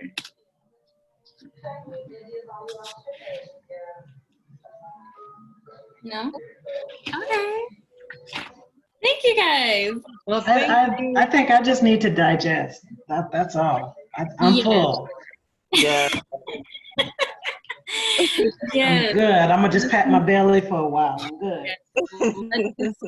Let this sit on your spirit, and know that everything I said, you can make your own. You can change it up. Your spirit guides and be like, instead of doing this, do that. Just go with it. If you fuck up, you fuck up. Okay, all right. It's gonna be okay. It's gonna be okay. It will be okay. You can find a way to get out of it. Spirit will always give you a way to get out of it, especially when you're just learning how to do something. So definitely make it your own. And if you're just like not feeling your magic for the day, sometimes the best thing you can do is just like not feel your magic. And it's okay. It's okay. It's so ingrained in us to just like work through it. And I feel it's so harming to some people to keep working through that shit. It's like almost making them avoid what it is that's causing them this anxiety, this issue. Literally, you need to just like feel the feels, do that, because there Mhm. was a point in time when your ancestors weren't allowed to feel their feels. And so the fact that you have this freedom to do that, take it for granted. Take it all. I find too that when you allow whatever it is, its time, it flows evenly because a lot of times the pain that we experience in our body is blocked energy because we try to suppress it or pretend like it doesn't exist. Oh, I'm gonna be all right. I'm gonna put some grass on it and keep it moving. But you've got to give it that energy and opportunity to flow through because that's what it needs to do. So give it its moment, but don't build a tent and run from here. Mm. Give it its time and let it move on, and then you keep on keeping on, and give yourself grace in it. Mm-hmm. Absolutely. I couldn't have said that better myself. Mhm. Yeah. Okay. I'm trying to see it. Y'all want to take a screenshot? Just say when. Hold on, wait.